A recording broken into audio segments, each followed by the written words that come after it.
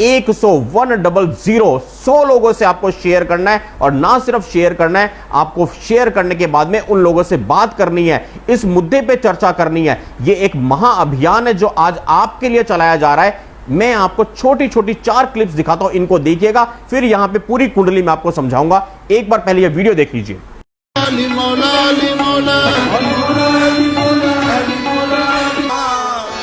अब कौन पराया, सबको कर प्रणाम, तुझको अल्लाह तेरी मोहब्बत दिल में अल्लाह।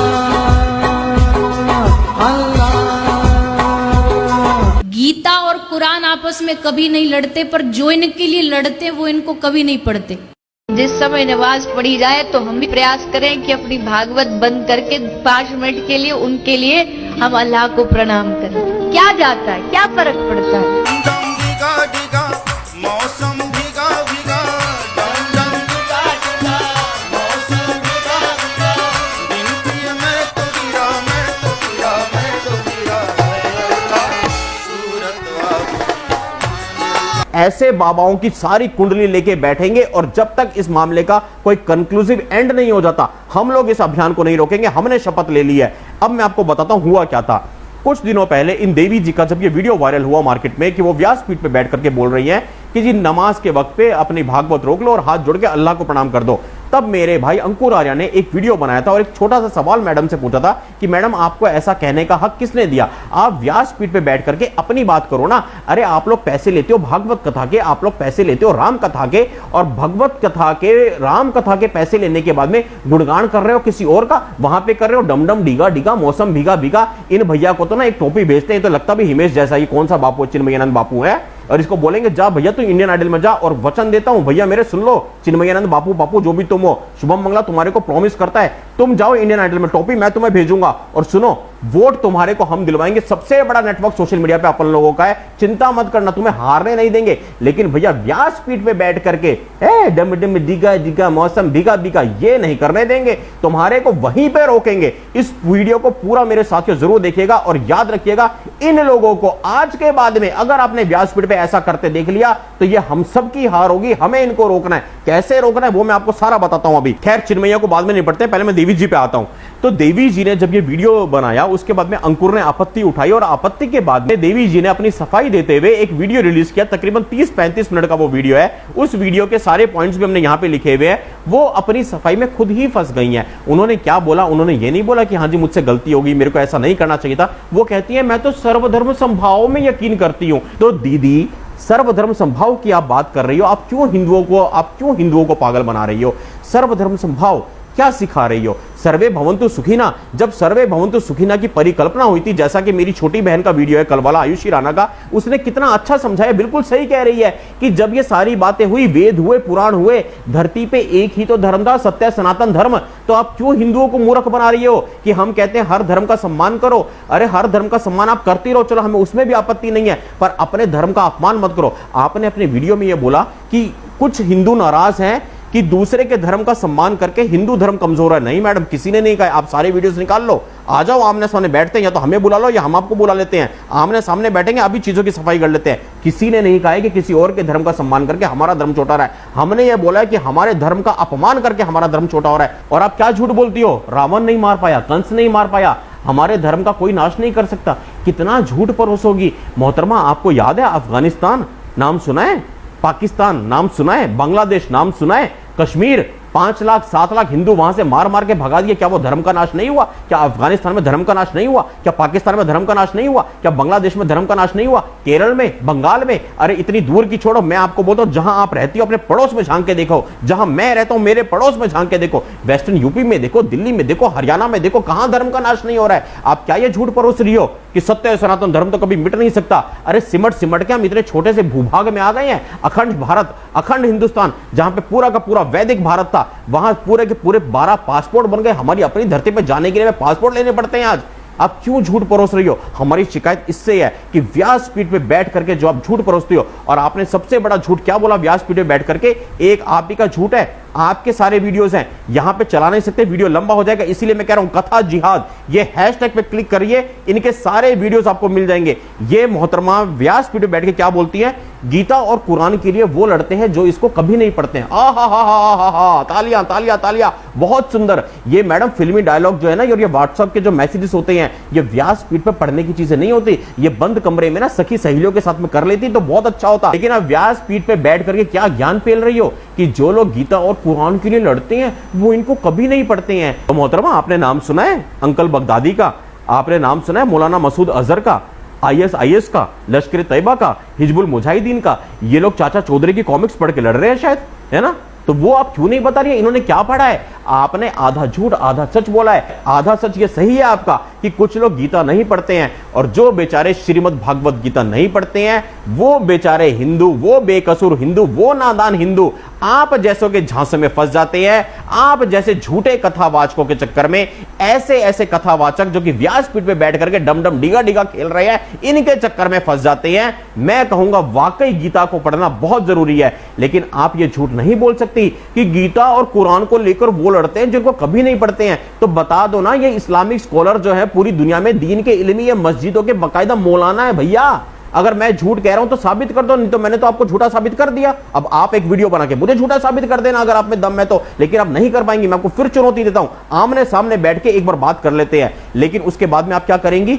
अंत में जब कुछ नहीं बचेगा, कोई हथियार नहीं मिलेगा, तो टेसवे बहा देंगे, ये लोग रो देंगे और क्या करेंगे? हाय हाय, हम तो देखो लड़कियां हैं, हम तो स्त्रियां हैं, हमारे लिए ना भद्दी भद्दी भाषा बोल रहे हैं, हमारे लिए आपत्तिजनक शब्द यूज कर रहे हैं, कुछ लोग सोशल मीडिया पे हमारे को गालियां दे रहे हैं। ये इनका एक हथियार होगा। ये लोग क्या करेंगे साथियों? नोट कर लीजिए, मेरी सारी बातों को लिख के ले लीजिए। अभी तो देश में लॉकडाउन है, पब्लिक गैदरिंग्स पे पूरी तरह से बैन है, लेकिन जब हालात सामान्य होंगे, ये आप मेरी बातें आज नोट कर लीजिए, इनमें से कुछ लोग क्या करेंगे? अपने पे अंडे फिकवाएंगे, टमाटर फिकवाएंगे, स्याही फिकवाएंगे, और तो और अपने आप को थप्पड़ लगवा लेंगे, और सोशल मीडिया पे अपनी एक टीम बैठा के अपने आप को गंदी गंदी गालियां खुआएंगे, और फिर कह देंगे देखो जी ये लोग ना हमारे को ना ऐसे गालियां दे रहे हैं, हमारे को मार रहे हैं, और ये पब्लिक की सिंपैथी, पब्लिक का सपोर्ट अपनी तरफ लेंगे। और तो और अंदर की बहुत बारीक खबर मैं आपको अब शेयर करूंगा।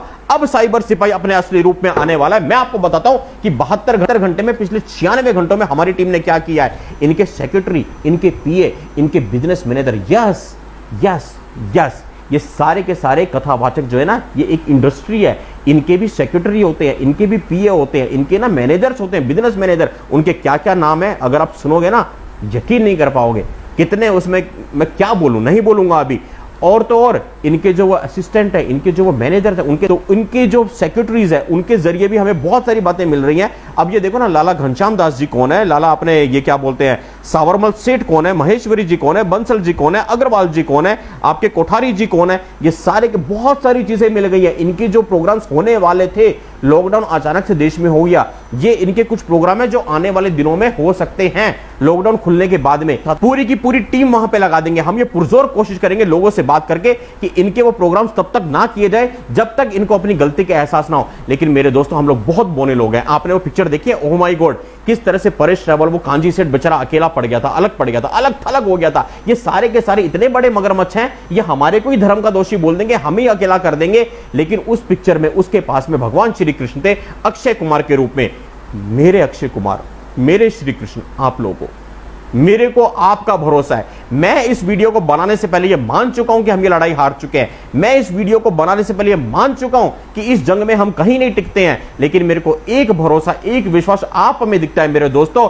इस वीडियो को आग की तरह फैलाना आप लोग का काम है। व्हाट्सएप के ग्रुप्स में अगर आपको ये वीडियो व्हाट्सएप पे मिलता है, फैला दीजिए, क्योंकि हमारी माताएं बहनें, अरे जिनके पेट में अभी बच्चे हैं, कोख में बच्चे हैं, उनको ये डमडम डिगा डिगा है और हाय अल्लाह करवा रहे हैं। ये धर्म को इतनी बुरी हानि पहुंचा रहे हैं जो आप लोग समझ नहीं पा रहे हो। और कुछ लोग यहां पे कहेंगे कि शुभम मंगला पागल हो गया, साइबर सिपाही पागल हो गया, साइबर सिपाही वाले धर्म के गद्दार हैं, साइबर सिपाही वाले हिंदू धर्म के दुश्मन हैं। तो मेरे दोस्तों, साइबर सिपाही का इतिहास पता कर लीजिए। साइबर सिपाही का जन्म जब हुआ था, वो चीज याद कर लीजिए, जब इस देश के मेन स्ट्रीम मीडिया ने हिंदू धर्म को नोचना शुरू किया, हिंदू धर्म को बदनाम करना शुरू किया, और तो और जब इस देश के मेन स्ट्रीम मीडिया ने सारे हिंदू बाबा को एक जैसा पेंट करना शुरू किया था कि सारे हिंदू बाबा बलात्कारी होते हैं, सारे हिंदू बाबा चोर होते हैं, उस वक्त पे इस देश में, इस धरती पे सबसे पहली आवाज हम लोग की उठी थी और हमने आगे कहा था कि खबरदार जो हमारे हिंदू बाबाओं को बलात्कारी कहा, खबरदार जो हमारे हिंदू बाबाओं को चोर कहा। सारे बाबा बलात्कारी नहीं है, सारे बाबा चोर नहीं है। आज मैं यहां पे जिम्मेदारी से कहता हूं कि हां, सारे कथावाचक चोर नहीं है, सारे कथावाचक धर्म का अपमान नहीं कर रहे हैं। ये देश, ये मिट्टी गुरुओं की मिट्टी है, ये देश, ये मिट्टी गुरुओं से इसका इतिहास है। अरे गुरुओं के आदेश पे हमने अपने अंगूठे भी कटवाए हैं, गुरुओं के आदेश पे हमने अपने शीश भी कटवाए हैं। इस देश का, इस धर्म का इतिहास गुरुओं के बिना ना कभी था, ना कभी है, ना कभी हो सकता है। लेकिन मेरे दोस्तों, धर्म गुरुओं का चोला पहन के ये व्यापारी लोग, ये गद्दार लोग व्यासपीठ का अगर अपमान करेंगे तो भैया साइबर सिपाहियों, शुभम मंगलाओ, अंकुर आर्याओ, आयुषियों, प्रवीण ठाकुर, यति नरसिंहानंद सरस्वती जी महाराज हो, कोई भी हो, हमें आवाज उठानी होगी। हम आवाज उठाते आए हैं। और आखिरी एक बात मैं आपसे शेयर करना चाहता हूं, ये आप समझ लीजिए, बहुत जरूरी बात है, आखिरी पॉइंट है। आने वाले दिनों में क्या होगा, जो मुझे अंदर की खबरें मिल रही हैं इन्हीं के लोगों से, इन्होंने नोटों के बोरे भर भर के मीडिया मैनेजमेंट करने की तैयारी कर ली है, क्योंकि ये बुरी तरह से फंस चुके हैं। चारों तरफ से ये खबर अंदर से आ रही है कि ये मीडिया में बहुत सारा पैसा पंप करेंगे, बहुत सारा पैसा फेंकेंगे, कुछ न्यूज चैनल्स में जाकर के अपनी अच्छी अच्छी बातें करेंगे और उसके बाद में अंतिम हथियार चलाएंगे। वो क्या चलाएंगे? न्यूज चैनल्स पे आकर के लाइव प्रोग्राम में ये लोग टेसुए बहाएंगे और ऐसे रो देंगे कि हाय हाय देखो, हम तो नारी शरीर में स्त्रियों का अपमान हो रहा है। और लोग क्या कहेंगे, एक हमारे वो बापू शापू जो है ना 80 साल के, 80-85 साल कितने के हैं, वो आके टीवी चैनल्स पर रो देंगे, वो आंसू बहा देंगे। और क्या होगा, पूरे देश में एक सिंपैथी आ जाएगी, हाय बापूजी टीवी पे रो दिया, हाय बापूजी को रुला दिया। कितने गंदे लोग हैं ये जो आजकल के युवा लड़के हैं, शुभम मंगला, साइबर सिपाही, अंकुर आर्य, आयुषी राणा, अरे थुआ इनके ऊपर, इन्होंने हमारे बापूजी को रुला दिया, इनके चक्कर में देवी जी रो गई। ये सब कुछ होने वाला है। इसलिए कहता हूं दोस्तों, इनके षड्यंत्र को समझो। आपको यह चीज समझनी होगी, इस मिशन में आपको साथ देना होगा। हमने ततैये के छत्ते में हाथ डाल दिया है, हमने मधुमक्खी के छत्ते में हाथ डाल दिया है। हमारे को बहुत डंक लगने वाले हैं, हमारे को पर्सनल जिंदगी हमारी तबाह होने वाली है, हमारी प्रोफेशनल जिंदगी तबाह होने वाली है। हमारा घर, व्यवसाय, परिवार, नौकरी, जो भी हम करते हैं, जिस भी फील्ड में हम लोग काम कर रहे हैं, हमें पता है हमें हर जगह से बेदखल कर दिया जाएगा। ये सारी चीजें करने के लिए जो हमारी टीम संघर्ष कर रही है पिछले 72 घंटे से, 96 घंटे से, हमारी टीम को शायद दर बदर ठोकरें खाने पे मजबूर कर देंगे ये लोग। हमारी टीम को एक एक निवाले के लिए तरसा देंगे। लेकिन मैं आपको कैमरे पे वचन देता हूं, हमारे अक्षय कुमार, हमारे श्री कृष्ण, आप हो, पीछे मत हट जाना। आप, हम पीछे नहीं हटेंगे, आप लोग पीछे मत हटना। इस आवाज में जो दर्द छिपा है, ये दर्द अपने धर्म के लिए है। ये दर्द को पहचानो और लड़ने वालों का साथ दे दो, जिस भी तरह से आप साथ दे सकते हो। अगर आज आपने लड़ने वालों को अकेला छोड़ दिया तो धर्म आपको भी कभी माफ नहीं करेगा। बहुत बहुत धन्यवाद, बहुत बहुत आभार। जय हिंद, जय श्री राम, हर हर महादेव। भोली भाली जनता को ये जितने लूटने वाले हैं, लिख के ले लो कर्म सभी के इस जन्म में फूटने वाले हैं। और गुरुओं के सम्मान से सच है, मान धर्म का बढ़ता है, पर गौर करो वो गुरु धर्म की परिभाषा क्या पढ़ता है।